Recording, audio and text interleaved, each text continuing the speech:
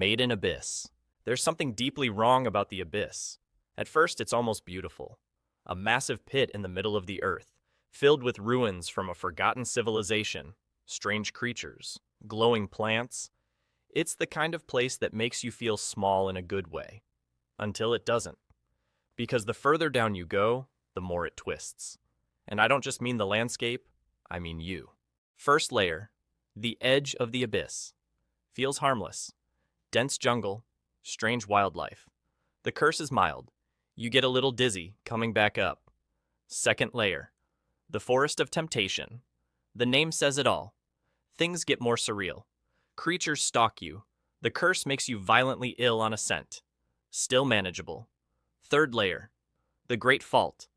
Now you're climbing down sheer cliff walls. No light. The curse hits you with hallucinations, vertigo, disorientation. Your body stops trusting your eyes. Fourth layer, the Goblets of Giants. Massive stone formations filled with glowing water. Sounds nice, until the curse starts messing with your senses. Extreme pain, bleeding from every orifice. Fifth layer, the Sea of Corpses. Still beautiful, still deadly. You can't ascend from here without losing your sanity. And I don't mean you go crazy, I mean your mind breaks, like a hard reset. Sixth layer, the capital of the unreturned. There's no coming back from here. You will lose your humanity, your form, your sense of self. You might still be alive technically, but not as a person. Seventh layer, nobody knows. They've seen glimpses, fragments. One man supposedly made it there and lived, but he didn't come back. He just sent up a child, a thing wearing the skin of a memory. Climbing back up triggers something called the curse. It starts off easy, headaches, nausea, but by the fifth layer, you start bleeding from every hole in your body. The sixth, you lose your humanity. You don't die, you change. And yeah, children. That's who they send. Little kids, with whistles around their necks and nothing but a pickaxe, sent into a place where hope has a body count. There's this one girl, Mitty. You'll never forget her face, or what they did to her. It's not a horror story. It's mercy, strangled slowly. The abyss doesn't kill you quickly. It loves you first, it lets you dream, then it takes everything. And if you're lucky, you forget who you were before you fell. Pathologic. Imagine a town where the clock is always ticking, but nobody's sure what time it is.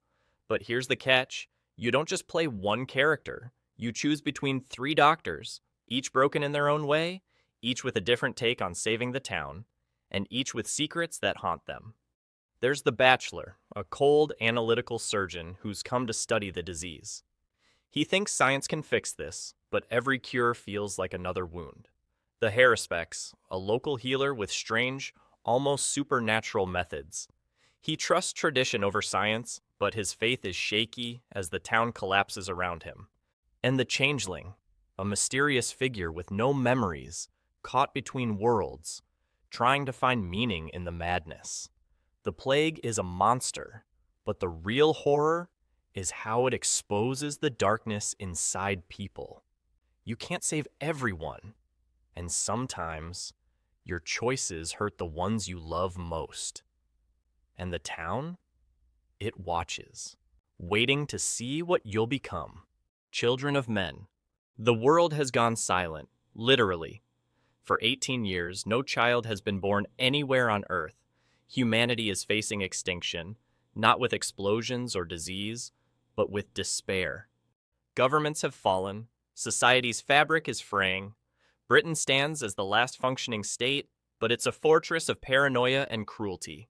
Refugees are herded into camps, treated like enemies, while the rest of the population clings to fading order with brutal force.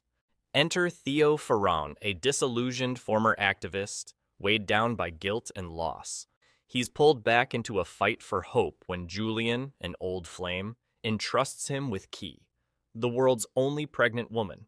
Key's pregnancy isn't just a miracle, it's a threat. Powerful forces want to control her, weaponize the future itself. Children of Men isn't about saving the world. It's about surviving a world that's given up on survival. Theo's journey is less about heroics and more about what it means to hold on when everything is lost. In a universe without children, hope becomes the most dangerous rebellion. The Threads. This isn't a war movie. This is what happens after the war. Set in the early 1980s, it shows what would happen if nuclear war broke out. Specifically, a Soviet strike on Sheffield, England. But this isn't about heroics or fighting back. It's about how society collapses piece by piece, how the familiar world you know falls apart in slow-motion horror. The film follows ordinary people, families, workers, kids, caught in an unimaginable nightmare. There's no grand plan, no last stand, just chaos, starvation, radiation sickness, and the crushing weight of loss. Hospitals run out of supplies, government falls silent, panic turns neighbors into enemies, and the environment itself becomes a deadly trap, with fallout poisoning everything for decades. It's a reminder, in a nuclear apocalypse, it's not about how you die, it's about what you lose before then, and what you'll never get back. Brazil. Do you ever get stuck on hold with customer service and feel like you're losing your mind? Imagine waking up in a world that looks like your world, but off. Just a little. The wires are thicker, the paperwork is endless, and the machines? Loud, clunky, and always just a bit too alive. That's Brazil. It's not the future. It's someone's idea of it, crumpled and bureaucratically tortured into existence. The government runs everything. Badly. You can't sneeze without a form, a stamp, and someone watching you sneeze. The story follows Sam Lowry. He works in information retrieval, which is just a fancy way of saying he helps destroy people who don't fit the system. But he's not a bad guy. He's just stuck. Lost in a life so drenched in red tape, even his dreams are paperwork. Then he sees her, a woman from his dreams, literally. And suddenly, he's chasing freedom, love, escape, anything but this fluorescent nightmare. But freedom in Brazil? That's not a thing. It's a glitch, a clerical error, something to be corrected. And in the end, when Sam finally escapes, he hasn't. Not really. He just broke far enough to believe he did. Inside, no dialogue, no names, no explanation, just a boy, running through the woods like he knows he's already too late. Inside drops you into a world that never tells you what it is, but you feel it, cold, silent, and suffocating. You sneak past guards, dodge brainwashed mobs, and slip through labs full of twitching, naked bodies suspended in water. Something's gone wrong here, or maybe this is how it's always been. Every room feels like a secret you weren't meant to see. And that boy you're controlling? He's not escaping. He's heading towards something. You can feel it in your gut. Each puzzle gets uglier.